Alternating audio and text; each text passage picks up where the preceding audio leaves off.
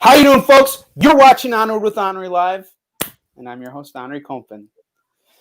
Today's special guest is a really very interesting guy. I've had a chance to talk with him over social media, and I've also had a chance to hear about his success. He is a Ringo Award-winning creator, and he has done a myriad of things for inside and outside of comics.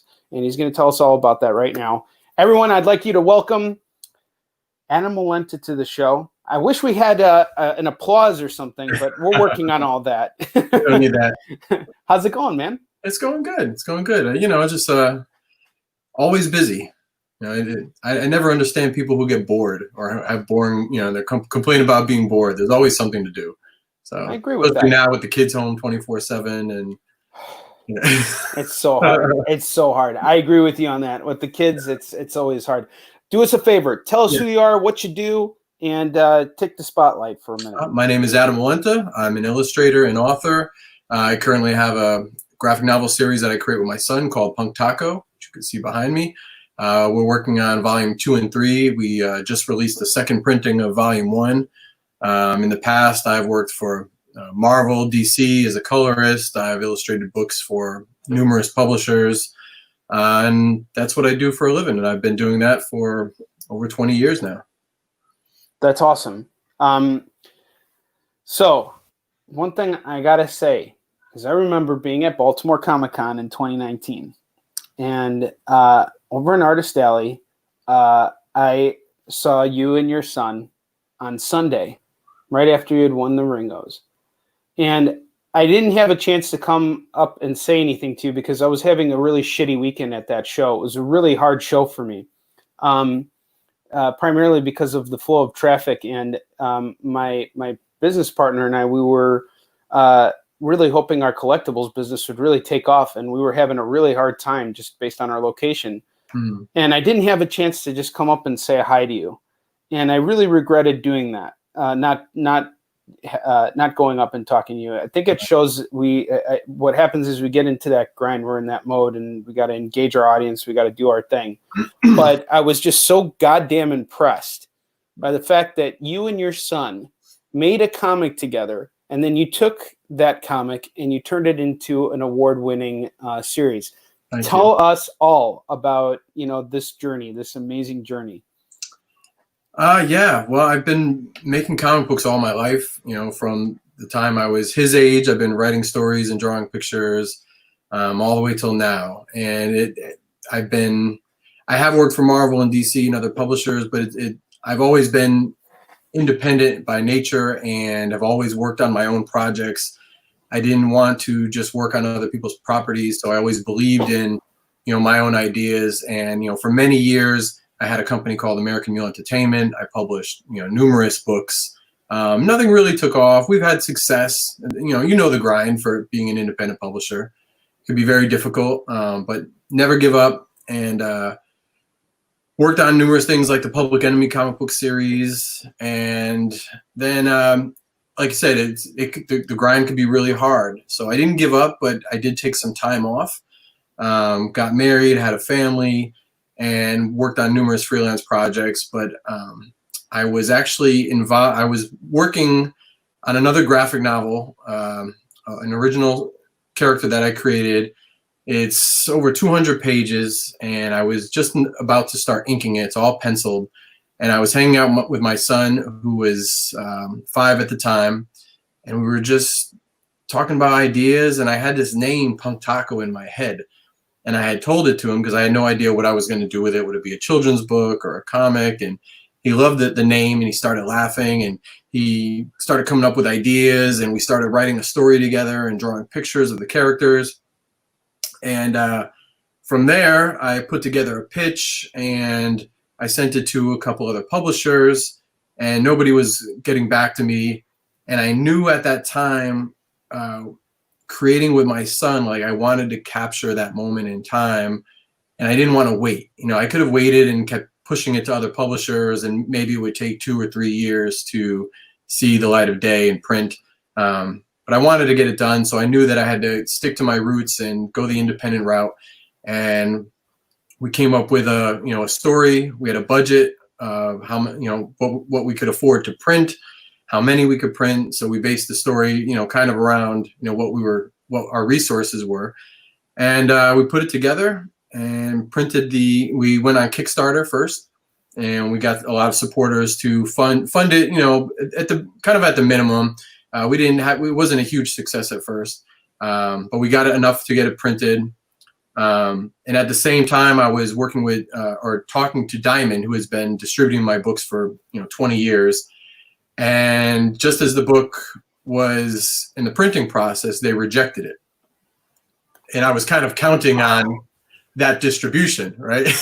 Yeah, of course, dude. The same shit happened to me. Count on just them because we do the conventions and we hit up the stores independently. But still, there's a good amount of money that comes from Diamond. And they flat out rejected it, which meant we were going to have a harder time getting into comic stores. We were going to have a harder time getting into libraries, and so forth and so on in the book market. Well, here's a quick question for you. Yeah. I want you to continue, but sure. How did your son take that rejection? Because as an adult, with my experience with Diamond was I went ahead and I printed up everything. I didn't get rejected, but when I got my orders in, there were it was so much lower than what I anticipated I could sell that it was like I was stuck with all the inventory now, kind of like what happened with you, but it was kind of a reverse situation. Right. How did you break this news to your son? How did you guys, I don't remember if there are certain elements of it, because at the time he was probably 6 by that point in the process. And it's not something that he knows more about the process now, and he hears me sometimes complain about the difficulties, and something you can't hide a lot of that frustration. Yeah, and that heartbreak too, Oh yeah. Yeah. At that point, I don't even remember it coming up. It was just, I probably complained more to my wife than, which is smart. That's the way to do it. Yeah. But yeah, it was definitely heartbreaking because, there's a certain amount of, Diamond's not perfect for us independent guys, but it does help. Of course, even if you get low numbers, at least you're in there, and it's something. But we didn't let that stop us. I didn't let I pushing forward. We did everything. I mean, we literally traveled the country besides the conventions. Like, luckily for us, like my wife, she was traveling for work, so we would go with her. Like, we were living in Connecticut at the time, but she worked like a month or so out in California. So we did like from San Diego, and then we drove all the way up to Washington. Or through Oregon and Washington, and we hit up libraries, bookstores, comic stores, and we went everywhere we could, just to get the word out. And I was, reaching out to libraries personally, and there are all these ups and downs that go with any of pitching your book to try to get them to buy, or even to give away. In some cases, there were some libraries where we knew they didn't have a big budget, and we offered to give them a free book, and they were like, "Well, we can't really take it."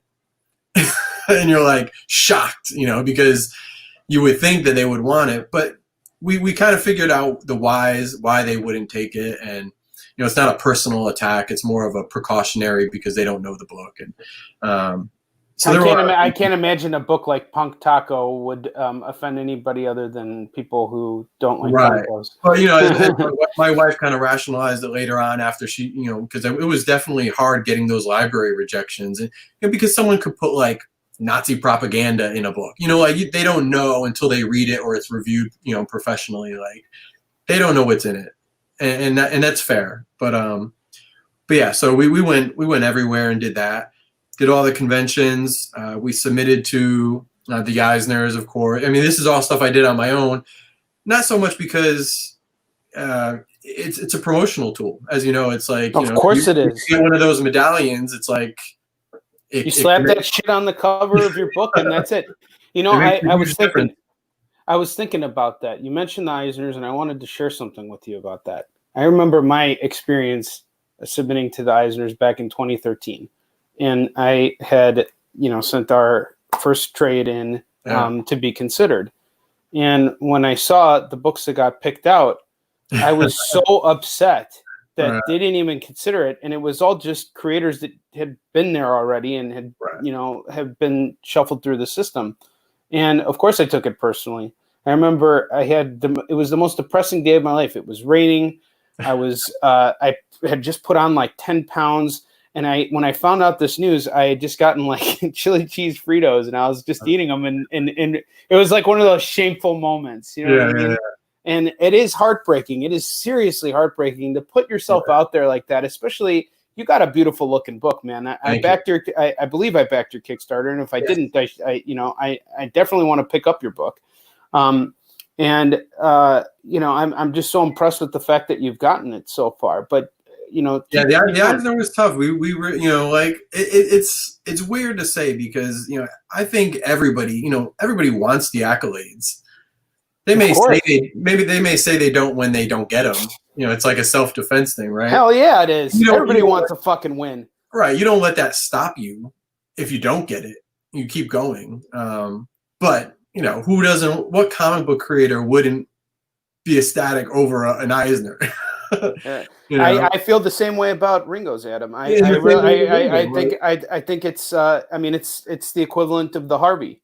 Right, and that's a very prestigious comic book award, and the Ringo is its successor. The Ringo was special because my son actually, is a fan of Ringo, knows his artwork, can pick it out. Even now he's 8 going on 9, but even back then, like he can pick out his art style, and he was a fan.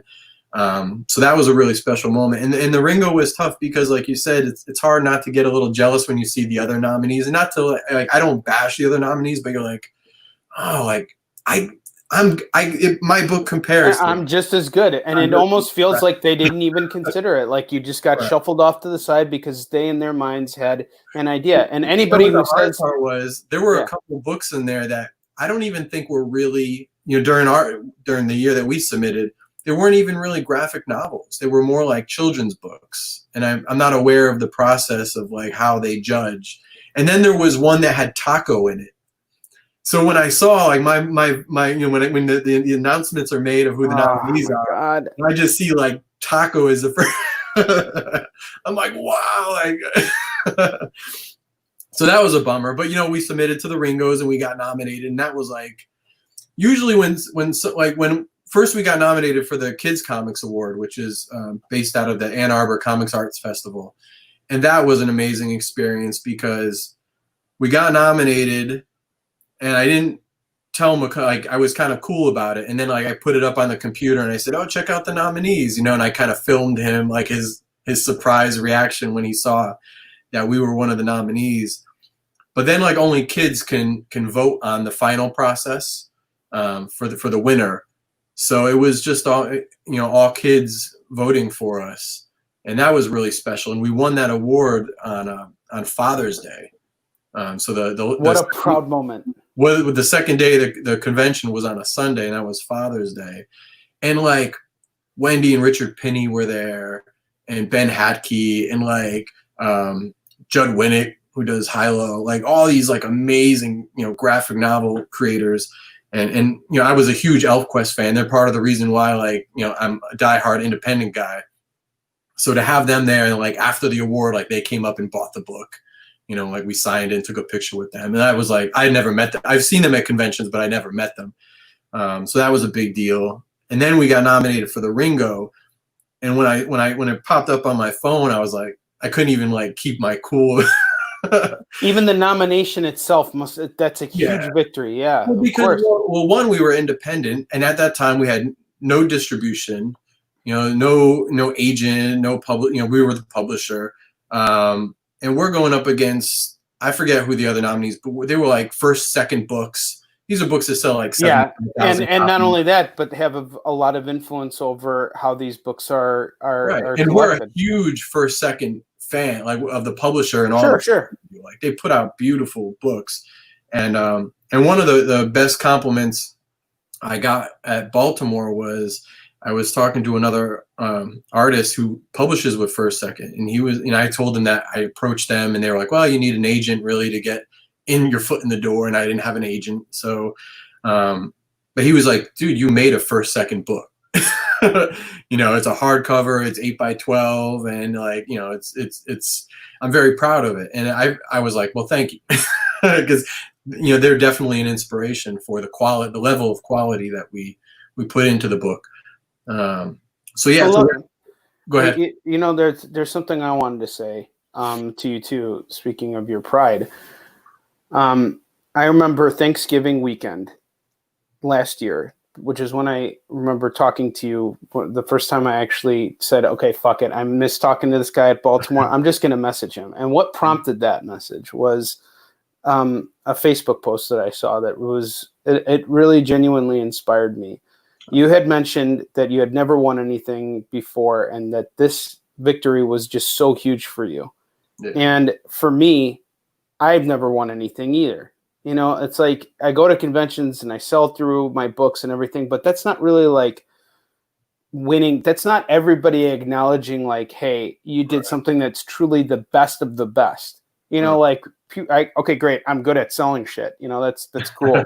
But, you know, is it really like the same thing as getting an award? And there's an acknowledgement of your peers, right? You want like you said, you could be a good salesman, but you still want to have some validation from the other professionals and people in the community. Yeah, and that's why I reached out to you, was because I was like, you know what, this guy proved he did what I couldn't.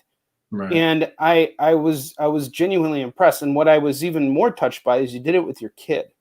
I've taken my son with me to conventions, and he sells books with me from time to time. But my series is not for kids. I don't really do a lot of kid-based material. And I think it's just so wonderful that you found something that you can do that with. And, you know, you just kept pushing. So when you went to all these events like libraries and signings and conventions, what role does your son play at your co-creator play in these environments?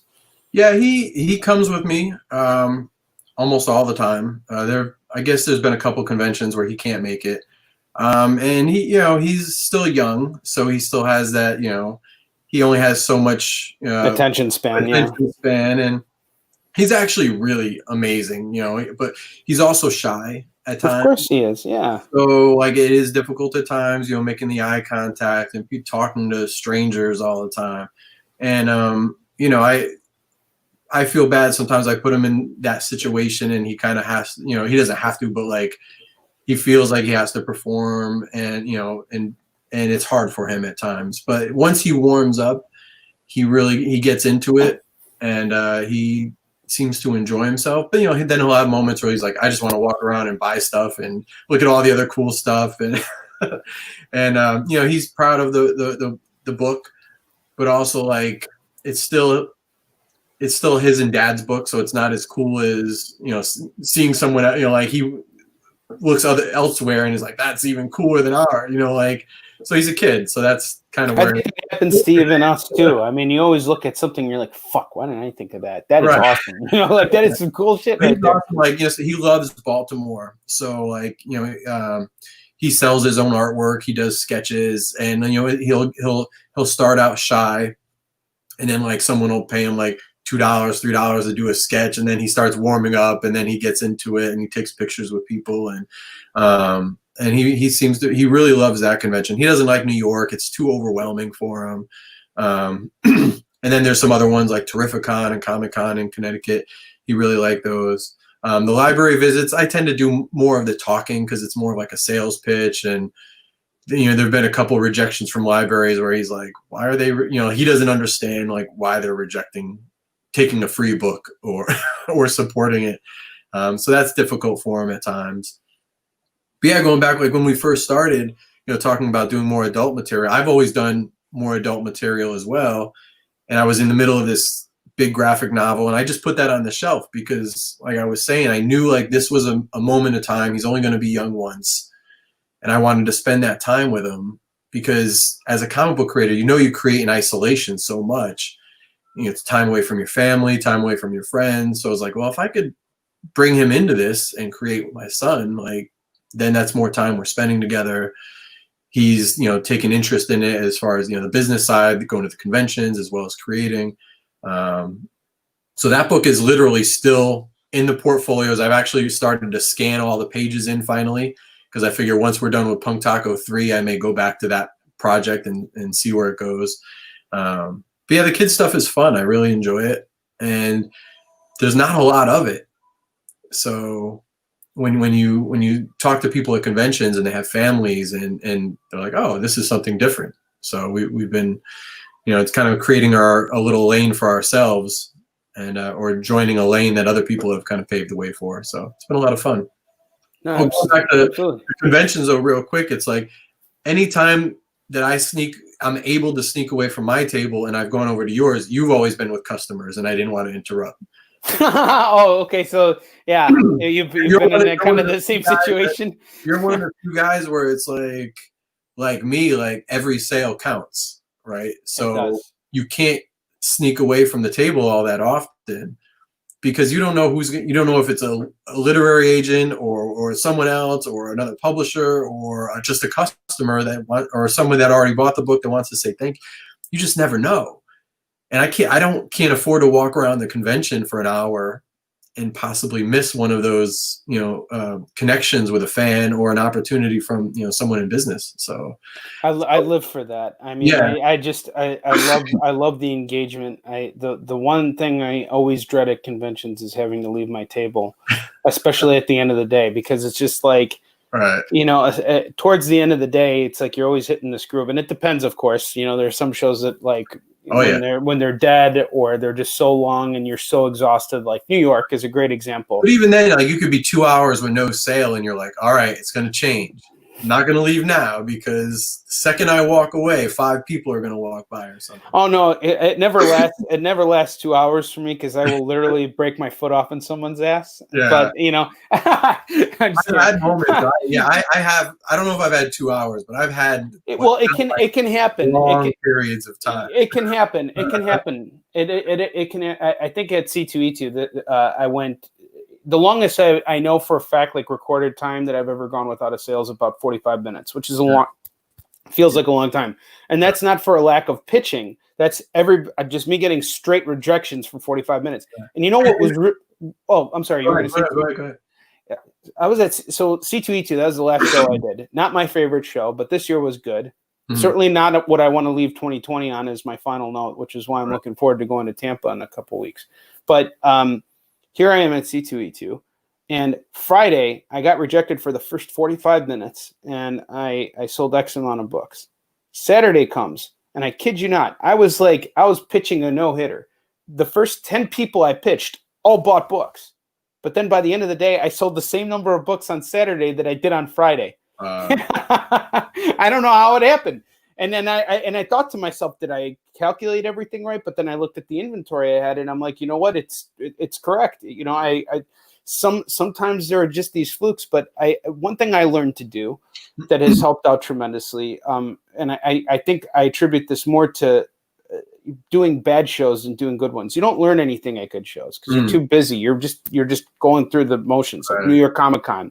But when you do a really bad show, like a slow show, it teaches you to appreciate the process more of actually engaging the fans and not worrying about how many books you sell. It's like what you're saying. You're focused more on the engagement, and you're also focused on what else is out there. This is your opportunity to connect with other creators and to do other things. And I think there's something to definitely be said about that. I've gotten better at that, especially with Punk Taco, where when there are slow moments, reaching out and talking to the other creators, because always being focused on the sales. I think having been doing this for so long, I started doing conventions in '97, and one of the things that hurt me, and I didn't learn it for a long time, was not connecting with other creators, just because I was so focused on making those sales, paying those bills, that I never really took the time to foster those relationships with other creative people. I agree with that. I think that helped even with the Ringo, where like I became more engaged with other creators, and obviously other creators vote for you.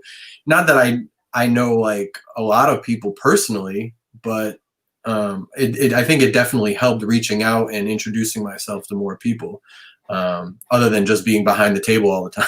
I'm trying to absolutely no, you're 100% right, Adam. I think that's been my biggest crutch over the last 10 years. And I've learned the biggest thing I've learned throughout this whole lockdown period is through connecting with other creators and actually having a chance to talk to them outside of the floor. We learn from each other.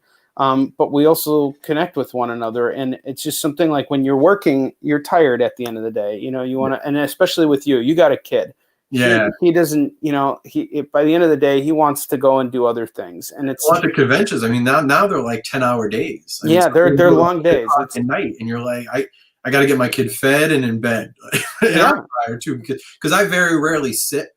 Even when I'm sketching, oftentimes I'll stand because I find it's easier to talk to people. And, you know, I've got, you know, a bad ear. And so like hearing at conventions is difficult sometimes. So, you know, if I was to sit back and just, you know, sketch, like I can miss a conversation very easily with somebody and then miss a sale. So, so I'm on my feet, you know, like 95% of the time, and it's exhausting.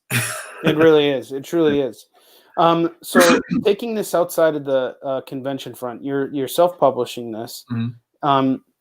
You have a lot of experience inside and outside of comics too. You said you worked for a bunch of different like record labels and like mm-hmm. designed. What was that experience like? That's a you know, just passion and love I have. I've always been, you know, kind of like in between the music and the comic world. And actually, I release music myself as I'm an MC that I go under the name Illis, and I've been recording and releasing music independently since 91, 92. And I was, you know, signed to Chuck D's label from Public Enemy. I've toured with Public Enemy and other artists and recorded with them. So whenever I work on a project in the music industry, it's usually for somebody that I get, you know, I get to pick someone I respect.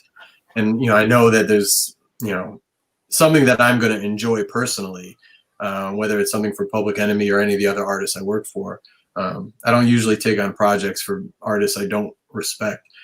So it's a lot of fun. You know, I get to contribute something to artists that I'm a fan of, and I get to earn a living doing it. So yeah, it's always fun to work on an album project. And same thing with books. You know, I love working outside of comics, you know, not all the time, but, you know, just to try new things, you know, play with new styles, and just, you know, as a freelancer, there are times when, you know, comics aren't paying any bills and you need to work on other things. So yeah, it's a matter of survival as well. You know, you have to be able to adapt and do all kinds of things. So, yeah. Yeah, I agree. You know, I was having a conversation today with a friend of mine. So throughout this period, one of the unfortunate things is that I haven't been as creative as I would like to be. Yushin Shin's production process is moving at a snail pace right now because our artist is tying up another project now. He's turning in pages, but it's not at the same pace. We're usually knocking out about 3 pages a month.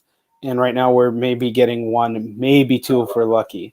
So we're definitely moving at a much different pace, and coming up with new scenes is difficult simply because of the fact that I'm thinking to myself, and for the last 2 years I've been thinking, I need to start something new. And I've been talking about this with pretty much everybody I've had on the show because it's something I'm truly going through right now.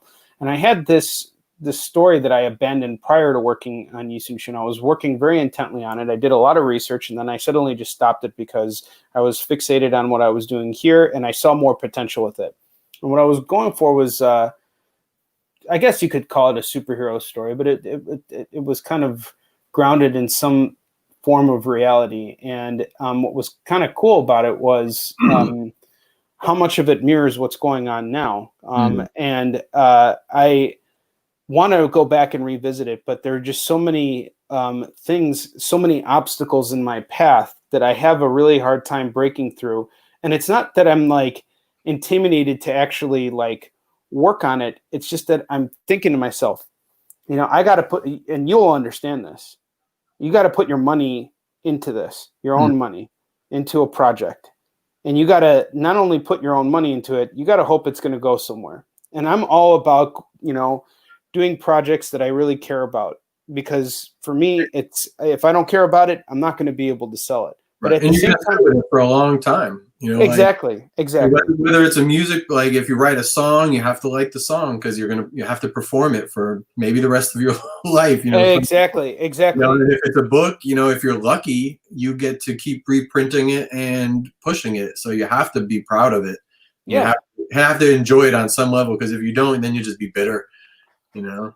Yeah. And here's the thing that I like about it. It's something that I abandoned. I truly abandoned it. And now I have this experience and I can go back and fix it. And my brain is working on it. I know something's happening. I may not write stuff down on paper, but you know, the cogs are turning in my head, and eventually there will come a point when I just actually do it.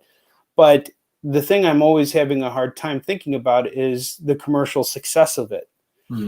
There's one thing to be passionate about something, but when you dive into, like, say, a specific genre, like let's just say superheroes, you have to be realistic about the fact that your superhero story is not going to be, it'll never be a Marvel or DC level success. It might find its audience. It might do very well. It might, you know, sell some books. You might be able to make some money doing it. But my whole thing is, and the one thing I've taken a lot of pride in, is that I've been able to focus on projects that I see a lot of commercial success with, sort of like what you had going with Punk Taco. But at some point, what do you think? Do I need to stop thinking about that? Do I need to stop thinking about the fact that maybe this isn't going to be a commercial success, but maybe what I contribute to it can make it a commercial success because I'm going to do something that isn't being done? What's your take? I don't necessarily agree that it can't be a commercial success. I mean, it depends on the level. I mean, we also have to keep in perspective that Marvel is how many years old now? 80 years old? 70? I mean, like, yeah, it was easier to have like a bigger success back then because comics were 10 cents and they were distributed all over the country and the world. So, like, you know, the first Spider-Man book, you know, sold more than any books that will, you know, at that time still outsold books now. But I mean, you look at books like, what's the one, you know, the ones that like Mark Millar does, Nemesis, and you know the one they made movies for. Yeah. Oh, Kick-Ass. Kick-Ass. Yeah, I mean, yeah. That's a commercial success. That is a commercial success. That would be for me if I had two big budget movies. So, you know, and then there's other things. It's just a matter of time before I think like Invincible becomes like a huge, you know. I think so. I agree with you. And Invincible like was really, you know, it was a different take on superheroes. Another point to that reminded me of like how I felt when I started reading Spider-Man when I was like, you know, 5-6 years old, because I like the long form continuity. That always appealed to me. Like nowadays, I hate comics because they're always being, you know, rebooted and redone. And even my son, who probably gets it from me, like he likes reading the older stuff because there's this history. And here we are with Invincible. It has like, you know, this huge catalog of like one long story with a beginning and an end. I thought it was really brilliant what they did with it. And it took me back to enjoying superheroes. And I can't let my son read it because it's bloody violent. Well, yeah. It takes a pretty. That's a series. He's gonna love that. And like by the time he's 15 or 16, it's gonna be outdated. Well, yeah, but I think that's gonna be, you know, at that stage, I think then they're going to be getting into movies and other cartoons. Oh, okay, I see where you're going with it. I think that's a property that's going to exist for a long time in some format, some way or another. But I could be wrong. But you know, I feel like that just being a fan of the book and having read it. And I didn't get into it originally. I read like the big graphic novels that they put out. The collections, there's like 12 of them. But yeah, I think, you know, if you love the story that you're creating and you feel passionately about it, I mean, I don't know if I love it. I kind of look at it right now. It's just that well, I'll tell you why. You have to love it. You have to. I do. I mean, there's aspects of it that I certainly do love. I love the world that I created, but I don't love the hero. You know, I love the idea of the hero, but there's a lot of things that the name. Is it something that you want to invest in and sell for the next 2-5 years? Probably. Can you see yourself pushing it? You know. That's what I'm trying. And I was talking with a friend today, and we talked about all kinds of things. I wouldn't worry about the commercial success of it. Like you can make it. It could be a commercial success. I agree with you. You know, like but, I mean, but like, not in the same time frame. Like you and I. No, it takes time. But like, look, I think what you have shown through your success with Punk Taco is an excellent example of that. You didn't you created your own first, second book. And, forget about what the publishers said. I honestly don't believe that most of the time when publishers are looking over stuff that they're really paying attention. And it's not I'm not saying that as an attack on them. Just think about what they got going on. They got conventions where they got to move product. They have the stuff that they're actually working on that they have to constantly keep on development and, keep things moving. And then on top of that, they are running a goddamn business. It is. And then on top of that, they have to be scouting for stuff that they want to sell, that they know is going to sell. They're looking for those names and those stories that if they publish it, it's going to sell X amount of units. That's and honestly, that's the same thing I'm thinking about right now. Because if I didn't care, if I didn't give a shit about the business side of it, then I wouldn't have a problem right now. I'd just be throwing darts at the board. But the one thing I've learned, I think a lot of creators tend to do this naturally, because how else are you going to make a living if you're not just constantly throwing darts at the board and hoping something sticks, right? But I found more success personally by not throwing multiple darts, but throwing one concentrated dart and freezing it in time and watching it slowly moving it until it hits the bullseye. And or perfectly measuring it so that when I do throw it, it hits the bullseye. So far, I've been lucky, but everybody's luck runs out if they're not careful.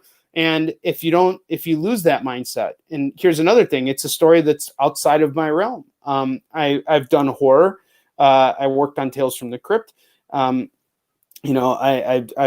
working on a couple other horror projects right now. I don't know how I keep falling into horror, but I really wanted to get into superhero stuff and stories of hope. I think especially right now with what we're going through, there's just not enough of it. Everything's always got to have some dark and dreary, depressing fucking ending, and it's upsetting, Yeah. That's there was even to now. For a while when I was pitching Punk Taco to even companies like Image. I was researching, so I'd buy a ton of their stuff just to see what was selling and what they were buying and publishing. And everything was like this post-apocalyptic world. And I just got depressed with it. I'm like, exactly, like the zombie shit. Beautiful. Yeah. It's well written. It's not a knock on. No, it's not. I love it. Appeal to me, and even like the superhero books from Marvel and DC. A lot of it is too hyper realistic, where it's always set in modern times, reality. Everyone, it lost a lot of its awe for me. It's the inspiration and the hope. And I never, growing up reading comics, all the superheroes were older, right? Captain America and Peter Parker and Reed Richards. But I didn't have to relate to the characters on an age factor. I needed to be inspired by adults that were doing extraordinary things. Nowadays, they want to make everybody young and hip or cool, and they make everybody look like they're 18 or 20. And then they put them in these hyper-realistic situations where everything is very dark and gritty. And that doesn't appeal to me. But I don't even think it appeals to my son, because he likes going back and reading the stuff that I read, where there is a lot of hope and inspiration, and you could there's a lot of words in the comics, and you read and you could expand your vocabulary by reading a Fantastic Four comic because you don't know half of what Reed Richards is saying, so you go back and you research it. So yeah, I mean, comics now, there's a lot of awesome comics. I'm not bitter, and there's more diverse selection of all ages books, and there's something for everybody, science fiction, horror. But a lot of the superhero stuff doesn't appeal to me anymore, because it's lost a lot of the wonder and the fantasy element of it. All the costumes have seams and zippers, and even just visually, I'm like, I don't know, that looks, as an artist, I wouldn't want to even draw that stuff because it would exhaust me getting it right all the time. But yeah, I think, I think if something's been sitting in your head for this long, and even though you say you shelved it, and gave up on it. Clearly you didn't, because something that's happening now kind of, sparked your interest. And I really wanted to take sort of like, I want to pick up exactly where I left off with it, because back when I came up with this idea, it was like 2006, and the story took place in 2016. And I wanted to take place in that exact timeline, like as if it's an alternate, universe and all that stuff. And, I was talking with a number of people. I mean, I'm getting there. Honestly, when I say this, I say this. Do you have any script or anything? Nope. No. And, part of it is also, I want to take the time right now. What I'm starting to think about doing is just jumping into doing an outline for what a first issue could possibly look like, because I know this world now. I'm familiar with it. Right. And rather than jumping back into reaffirming the research that I did, I might have to. It's better to do that as I go along, and to just get into the action so that I'm doing something. So I'm actually fucking doing something. But there's always that. Then I keep hitting the brakes, and I'm like, wait. Is this going to be commercially? Am I going to be able to sell this? How am I going to pitch this? How's this all going to work out? And it's almost like I have to take this blind leap of faith. And maybe I'll figure it out. I mean, honestly, I didn't know how I was going to pitch Yisun Shin even. I just literally what happened with me was I got the first issue out. I dropped it off at a comic shop on a Wednesday.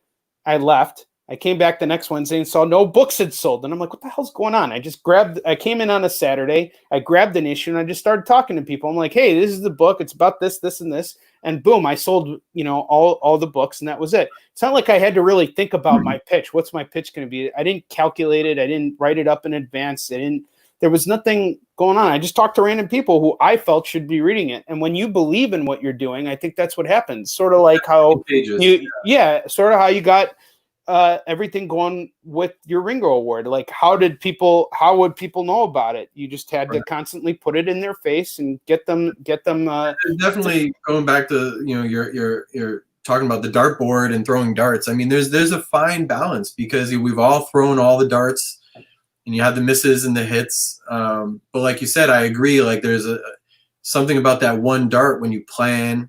And you sit and you're standing there and you breathe before you throw the dart, and you think about, the trajectory and, getting the center.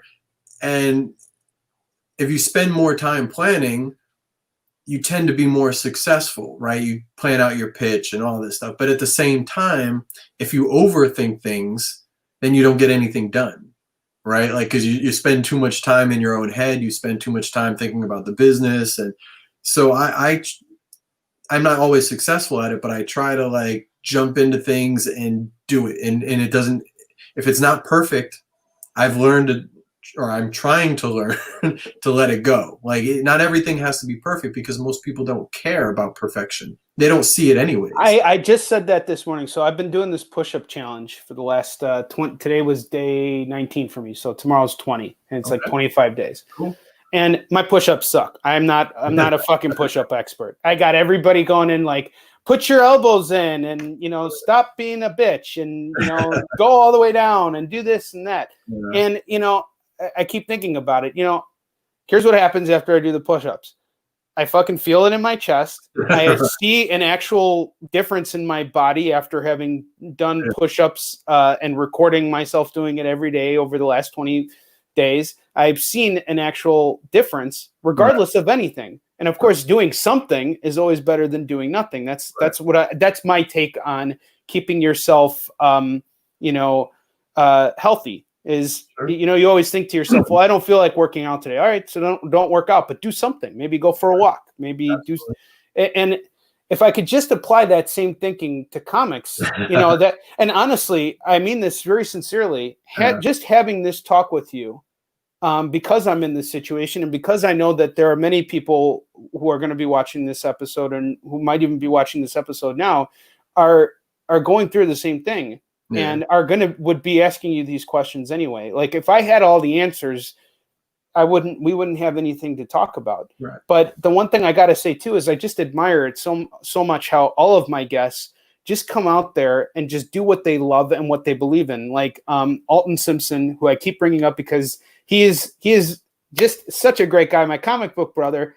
If I haven't introduced you to him yet, please check out his work, Vampires in New Jersey. Great book. Just had another successful Kickstarter. Awesome guy. One thing I really love is how he's weaved this whole universe. And he just doesn't give a shit. He's just like, this is what I'm doing. And he's put out a quality book. I read the first issue. I backed his campaign. I can't wait to read the rest of the stuff. But, you know, it's like I look at how he's just out there doing it. Have there been vampire books out there? Yes. Have there been werewolf stuff done? Yes. But that's not stopping him from constantly doing it.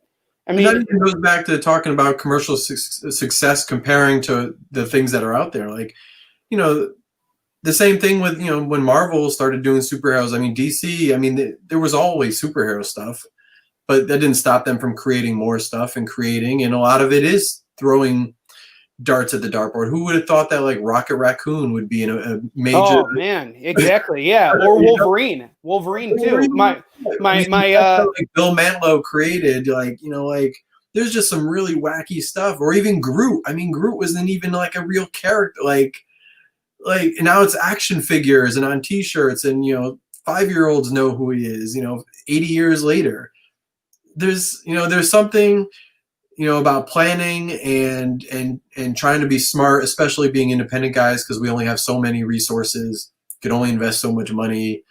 But at the same time, like if you're feeling, if you want to do something, you can't always overthink it. You know, sometimes you just have to jump in and do it and make it happen. And then you figure out your pitch after, and then you figure out, and sometimes you don't even figure it out. Somebody else does. Like I have a friend who, you know, we've done comics together, and I would write the story and he would draw it, and he'd be like, this is brilliant. I see what you were doing with this. And you know, all these ideas that you have. And I was like, I was just having fun. You know, he's thinking more deeply about it, and he's seeing, and maybe internally I was thinking something that I'm even unaware of. Well, it's important to be able to pull yourself away from your work too, because that's when you, and that's why I think comics is it's a team sport. You know, no matter what, I don't care who you are. I don't care how great you are. You could be the best artist and the best writer combined into one body, but you still need a letterer, you still need an editor, and you still need a publisher. It's a team sport, no matter how many people are working on it. Yeah, and even like the first time I've ever done this was with Punk Taco. Before I printed it, I sent it out to other professionals, people that I kind of knew. Some people I knew for a while, and some people I kind of knew, and they were kind enough to read it and then give me their thoughts and opinions. And the reception was really great, and I was shocked because I was really nervous. Like sending your work to somebody, like I sent it to Chris Giarrusso, who does G-Man, and he's done the mini Marvels, and you know, myself and my son, we were both fans of his work. And I knew of him, and I knew him loosely through other people that I was friends with, but we didn't know each other personally, and he didn't have to take the time to read the book or even give me his thoughts. And he was, you know, very generous and very kind. And since then, I've got to know him more, and you know, hang out at conventions and stuff. But yeah, that was nerve-wracking to send work to people that I'm not close with, or even the people that I do know, because I was trying something new. I believed in it. I thought there was something there, you know, doing this with my son. But I had never done that before. Usually, like, I'll work with an editor, and that's the extent of it.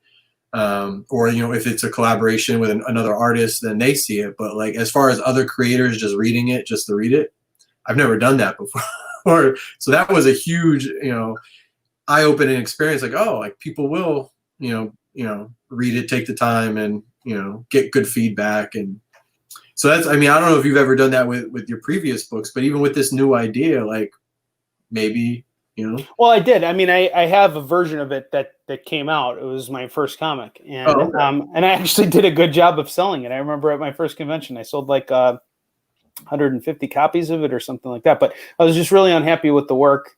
I can't use the name of the character, so I have to go back and fix everything now. And that's really the frustrating aspect of it, is like, you just like, how the fuck do you come up with a superhero name now? It's just that's yours. That's like something that you can say is, you know.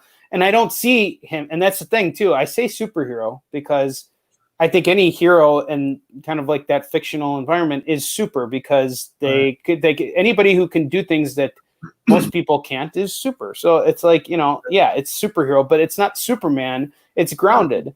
And I'm starting to come to an idea of, you know, every day I'm making those steps and having those conversations. But really, I'm just such a bitch. I'm that guy who's standing on the edge of the diving board and thinking to myself, well, if I just belly flop, I'm going to hurt myself. I saw some guy do it. And what if I fall down and break my leg? Or what if I miss the pool completely? And overthinking. You know, it's that overthinking. And I think there's going to be a point when I just need to just be like, all right, fuck it, close my eyes, hold my nose, and just jump in and see what. Yeah, and it's different. It's different in the sense that if I was trying to get picked up by a publisher, it would be one thing, because then I wouldn't give a shit. You know, you're throwing the dart at the board. If the publisher likes it, they don't like it. Then you got like 5 other projects you could throw at them. I like working for myself.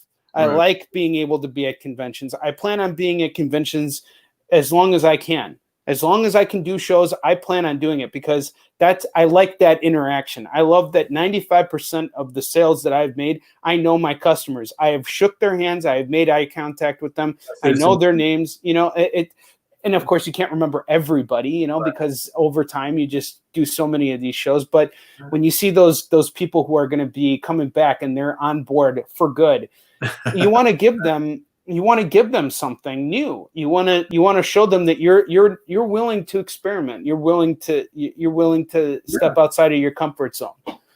I think you're, if you're overthinking it, you know, try to just let go. And if you have an artist that if you have an artist you're working with on it, just start out doing some pages.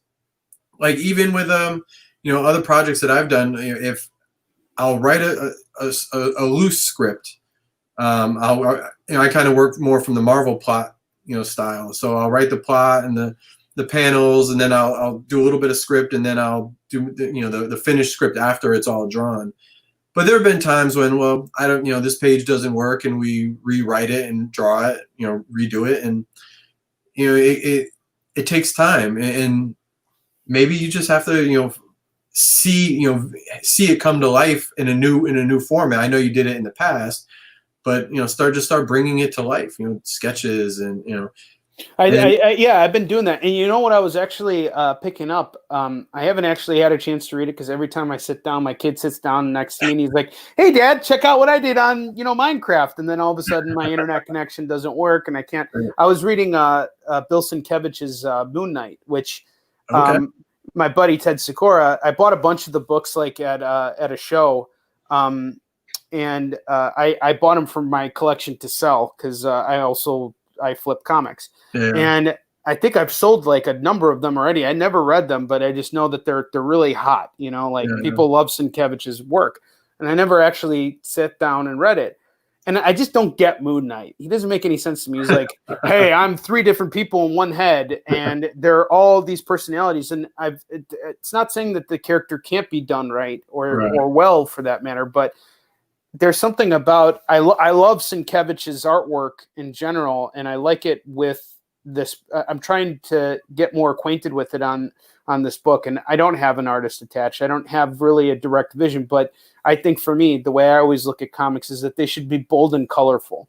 You know, they should grab people's attention, and the colors have to feel right to you. Like, you know, you don't want in some books they need to be murky. Like I just read Infidel a couple weeks ago, and that's a very murky book, but it's intended to be murky because it's horror. You know, it's a pretty, you know, gruesome book, you know, so it's not supposed to be, it's supposed to set an eerie tone. So I'm not, you know, whenever I see books that aren't what I envision my book being like, it's not that I'm saying like, oh, these books suck.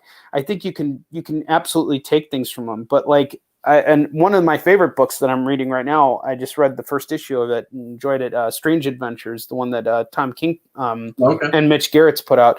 That first issue, it was a really bright and colorful book, but it's a very depressing book. That's just something that Tom King does very well, you know. But it's very internally. But he I don't feel like he loses sense of the heroes he's writing about. And you know, you try and analyze stuff. And I think it's also important to,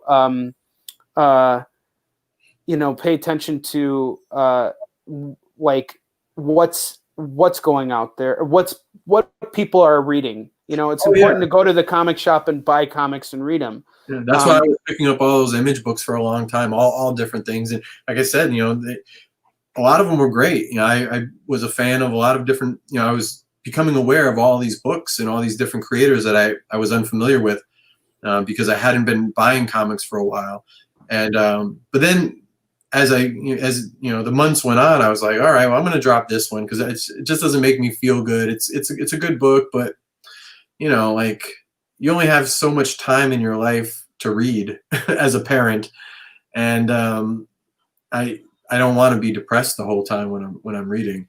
And then if I can't reread it to my kid, then it's like, well, then that's a waste of time too. So yeah, and that's always something too. Is like I'm always, and you know, I really got to tip my hat to you. The fact that you can jump into the world of kids' books is really, really impressive because I've always been talked down to when I was younger. And I think I have this stigma in my head that I can't do kids stuff because of it. And I just don't want to. And it's my own hang up. I don't think that, like, I don't knock it. I mean, I think it's really wonderful that you found a way to be able to do something with your kid, because there's so much stuff I want to do with him and I can't because he's just too young, and it's so frustrating, and I find it hard to connect and to do all these things. But that's obviously a whole other topic. I just wanted to extend that because it's difficult with the kids comics, and I applaud the people who I think do it right, because what I learned just by doing it, you know, and then talking to other publishers and agents, and they're very focused on like different age groups. You know, is it for 3 to 5? Is it for, you know, 5 to 10? Is, you know, like all these different, and I'm like, it's for all ages. And they're like, yeah, there are books that are called all ages books, but a lot of times you read them and unless it's just, you know, an adult reading it just for fun, it's definitely for, you know, a 6-year-old. You know, it's not meant. The way we made Punk Taco, or the intention at least, was we wanted a book that they could grow with. So, you know, my son, we started it when he was 5.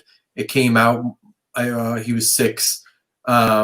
So even some of the words that I put in the book, he couldn't read them on his own, but I could read it to him, or, you know, his friends' parents can read it to that age group. And the parents are going to enjoy it, hopefully. That was the intent. And then as the kid learns to read, they could go back and pick up the book, which is why we made it a hardcover, you know, something that could be on a bookshelf and not just like in a box of comics. They could go back and reread it.